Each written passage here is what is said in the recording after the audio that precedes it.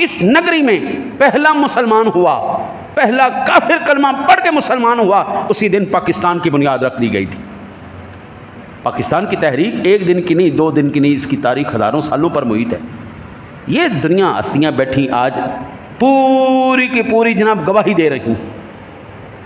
979वां उर्स मुबारक हुआ। 1000 साल के करीब ये जद्दोजहद पर मुहित मेहनत का नाम पाकिस्तान है। इस पाकिस्तान के अंदर कभी बादशाहों के भी बादशाह हुजूर मियां मीर रहमतुल्लाहि ताला अलैह नजर आते हैं आपको। यह आपकी नगरी की बात है, आपके करीब की बात है।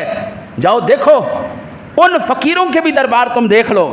इधर मियां मीर रहमतुल्लाहि ताला अलैह का दरबार देखो, उधर हुजूर फैज़ आलम का दरबार देख लो, और कुदरत ने कैसा नज़ारा दिखाया है। साथ ही अनारकली है, अनारकली के